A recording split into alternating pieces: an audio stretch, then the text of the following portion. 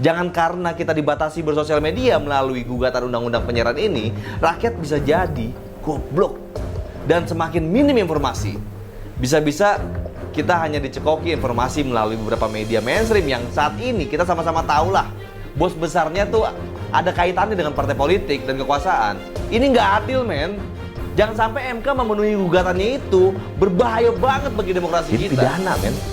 Jadi kalau ini berlaku nih ya, bakal makin penuh penjara. Nggak kebayang gue, ntar di dalam penjara itu ada yang nanya, bro, kenapa lu masuk penjara? Gara-gara ini bang, gara-gara posting video lagi makan sama keluarga, terus di-repost sama bokap nyokap, sama adik-adik gue di sosmed. Jadi keluarga gue masuk penjara deh. Jadi segala aspek itu betul-betul disorot dan diawasi. Ngeselin kan, men?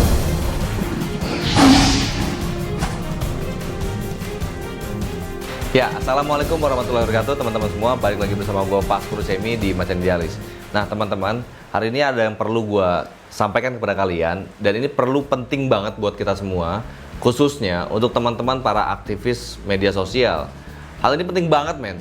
Sepertinya kita, seluruh aktivis sosial media yang suka dan hobi dan mempunyai passion memposting sesuatu di sosial media harus serius bergerak dalam hal ini dan ikut menyuarakan hal ini. Minimal teman-teman juga ikut bantu menyuarakan pembahasan di video ini dengan cara coba minimal sebarkan deh ke seluruh sosial media kita semua. Sosial media kita masing-masing, baik itu Facebook, Instagram, dan lain-lain. WhatsApp group juga. Nah jangan sampai jika ini sudah disetujui oleh MK dan kita sangat beresiko untuk memposting sesuatu di sosial media. Teman-teman harus tahu nih ya, baru-baru ini ada dua stasiun televisi, RCTI dan iNews. Ini menggugat Undang-Undang Penyiaran ke Mahkamah Konstitusi atau MK. Keduanya itu meminta setiap siaran yang menggunakan internet seperti YouTube, Facebook, Instagram, hingga Netflix itu tunduk pada Undang-Undang Penyiaran. Bila tidak, RCTI dan iNews ini khawatir katanya muncul konten yang bertentangan dengan Undang-Undang 45 dan Pancasila. Apaan sih, men?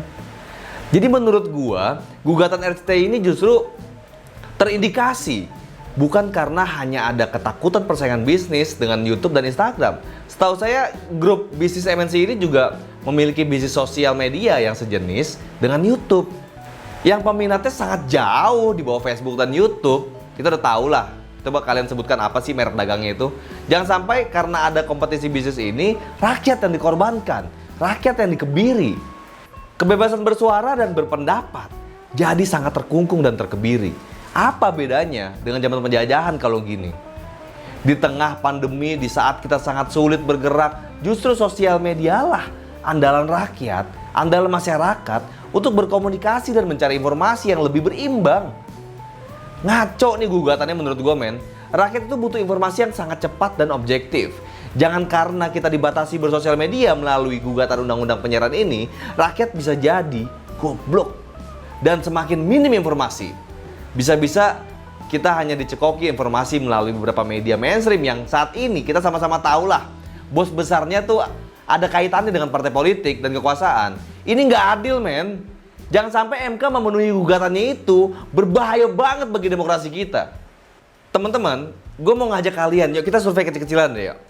Yang setuju sama pendapat gue, coba kalian like video ini. Yang gak setuju terserah lo. Lo mau like, mau dislike terserah. Gue mau coba lihat bagaimana tanggapan para teman-teman aktivis sosial media yang ada dan nonton Macan Idealis ini. Gue gak kebayang banget, men. Nanti kalau makin banyak orang yang dipenjara cuma karena dia lagi live IG dan live YouTube. Kacau gak, men? Semoga gak ada muatan politik dan bisnis di balik semua ini. Biar teman-teman tahu, permohonan itu ditandatangani oleh Dirut iNews, iNews TV nih ya, David Fernando Audi dan Direktur RCTI, Jarod Suwahjo. Mereka mengajukan judicial review pasal 1 ayat 2 Undang-Undang Penyiaran yang bunyinya gini nih ya sebelumnya nih. Penyiaran adalah kegiatan pemancar luasan siaran melalui sarana pemancaran dan atau sarana transmisi di darat, di laut, dan di antariksa dengan menggunakan spektrum frekuensi radio melalui udara, kabel, dan atau media lainnya untuk dapat diterima secara serentak dan bersamaan oleh masyarakat dengan perangkat penerima siaran. Bahwa apabila ketentuan pasal 1 angka 2 Undang-Undang Penyiaran tidak dimaknai mencakup penyiaran menggunakan internet, maka jelas telah membedakan alasan, tujuan, fungsi, dan arah penyiaran antara penyelenggara penyiaran. Konsekuensinya menurut dia nih, bisa aja penyelenggara penyiaran yang menggunakan internet tidak berasaskan Pancasila, tidak menjunjung tinggi pelaksanaan Pancasila dan Undang-Undang 45, tidak menjaga dan meningkatkan moralitas dan nilai-nilai agama serta jati diri bangsa. Demikian nih bunyi alasan dari Judicial Review RCTI dan iNews dalam berkas itu. Men, apa sih? Gedek banget gue denger ini. Ini sosmed, bos. Emang lu pada yang kerja di sana nggak ada yang main sosmed? Kalau emang masyarakat lebih menikmati dengan berita dari sosial media, tandanya media mainstream harus lebih berevaluasi. Kenapa bisa gitu? Bukan masalahnya malah mengkebiri informasi dengan membatasi masyarakat bersosial media jadinya. Alasannya buat gue ini nggak masuk akal banget, men.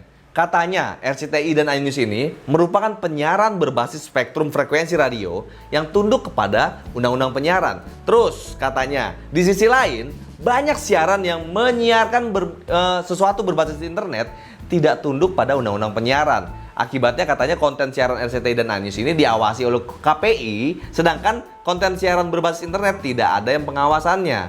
Nah, hal ini membuat RCTI dan iNews ini khawatir banget. Jadi KPI ini nanti akan lebih repot nih ngawasin semua seluruh sosial media. Semuanya harus pakai izin.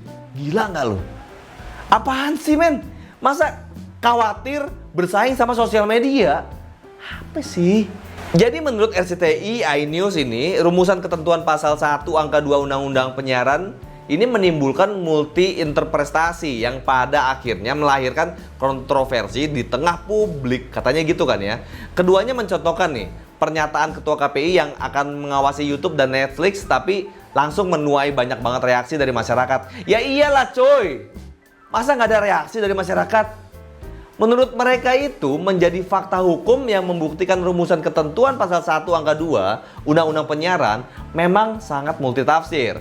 Oleh sebab itu, RCTI dan iNews meminta MK merumuskan pasal 1 ayat 2 penyiaran dirubah menjadi apa? Nih ya, gue bacain permintaan mereka agar pasal itu berubah menjadi apa. Penyiaran adalah kegiatan pemancar luasan siaran melalui sarana pemancaran dan atau sarana transmisi di darat, di laut, atau di antariksa dengan menggunakan spektrum frekuensi radio melalui udara, kabel, dan atau media lainnya untuk dapat diterima secara serentak dan bersamaan oleh masyarakat dengan perangkat penerima siaran, dan atau kegiatan menyebarluaskan atau mengalirkan siaran dengan menggunakan internet untuk dapat diterima oleh masyarakat sesuai dengan permintaan dan atau kebutuhan dengan perangkat penerima siaran. Jadi fix di situ, seluruh siaran yang menggunakan internet harus diawasi dan harus berizin. Penyelenggara penyiaran sebagai bentuk ekspresi kemerdekaan menyampaikan pendapat dan memperoleh informasi, baik itu secara konvensional maupun secara digital, harus mengindahkan ketentuan pasal 28J ayat 2 Undang-Undang 45, yaitu wajib tunduk pada pembatasan yang ditetapkan dengan undang-undang dengan maksud semata-mata untuk menjamin pengakuan serta penghormatan atas hak dan kebebasan orang lain dan untuk memenuhi ketuntutan yang adil sesuai dengan pertimbangan moral, nilai agama, keamanan, dan ketertiban umum dalam suatu masyarakat yang demokratis. Itu yang dimau sama mereka. Menurut lu gimana, men? Coba kalian tulis di kolom komentar, gimana tanggapan kalian mengenai ini? Menurut gue ini sangat berbahaya banget. Sangat berbahaya bagi iklim demokrasi kita. Terus, pemerintah yang diwakili oleh Kemenkominfo menyebut adanya menutup fitur siaran di media sosial seperti Instagram TV, Instagram Live, Facebook Live, dan lain-lain lah. Nah, hal ini bisa terjadi jika permohonan pengujian undang-undang penyiaran itu dikabulkan oleh MK. Ini kata Dirjen Kominfo nih ya, Ahmad Ramli. Masalah perluasan definisi penyiaran akan mengklasifikasikan kegiatan itu seperti kayak Instagram TV, Instagram Live, Facebook Live, YouTube Live, dan penyalur konten audiovisual lainnya dalam platform media sosial diharuskan menjadi lembaga penyiaran yang wajib berizin, men. Wajib berizin. Dengan demikian, Ramli menyebut adanya kemungkinan menutup siaran pada aplikasi tersebut jika tidak mengajukan izin. Lu bayangin coba, men. Terlebih, bila kegiatan dalam media sosial itu dikategorikan sebagai penyiaran, maka perorangan, badan usaha, ataupun badan hukum dikatakannya tuh akan dipaksa untuk memiliki izin menjadi lembaga penyiaran. Kita semua harus pakai izin lembaga penyiaran, mau personal, mau badan usaha, mau yang lain-lain deh. Parah bro, buset gak sih? Kok pemerintah jadi terkesannya juga mendukung banget apa yang dimau oleh iNews dan RCTI itu. Jadi makin curiga gue nih. Gue jadi keinget pelajaran di kampus dulu nih ya, mengenai hukum termodinamika 2. Di saat sistem terisolasi, maka akan condong menjadi gerakan acak. Ini hukum termodinamika. Selanjutnya Ramli itu kan mengungkapkan ya, Dirjen Kemenkominfo tadi, perorangan atau badan usaha yang tidak dapat memenuhi persyaratan perizinan penyiaran itu akan menjadi pelaku penyiaran ilegal. Dengan demikian aparat penegak hukum akan menertibkan hal-hal itu. Lantaran penyiaran ilegal itu termasuk dalam perbuatan melanggar hukum. Jadi pidana men. Jadi kalau ini berlaku nih ya, bakal makin penuh penjara. Nggak kebayang gue, ntar di dalam penjara itu ada yang nanya, bro, kenapa lu masuk penjara? Gara-gara ini bang, gara-gara posting video lagi makan sama keluarga, terus di-repost sama bokap nyokap, sama adik-adik gue di sosmed. Jadi keluarga gue masuk penjara deh. Kenapa lu masuk penjara? Ya nggak ada izin bang. Jadi segala aspek itu betul-betul disorot dan diawasi. Ngeselin kan men? Ngeselin nggak sih? Gue mau tanya sama kalian ya, lu setuju nggak sama gue? Coba buruan deh, lu pada share video ini sebelum kita dilarang main sosmed dan harus pakai izin. Izin dari pemerintah. Rame-rame kita share ya bro. Mari kita viralkan suara ini. Jangan sampai MK udah ketok palu dulu maunya RCTI ini, dan kita, para masyarakat, para rakyat sosial media jadi terkungkung dan terkebiri atas hal ini.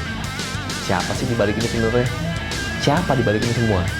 Apa tujuannya? Kenapa? Menurut kalian kenapa? Coba kalian tuliskan di dalam kolom komentar. Jangan lupa lo share video ini ke seluruh sosial media kalian. Mumpung kita masih bebas bersosial media sekarang. Teman-teman, assalamualaikum warahmatullahi wabarakatuh.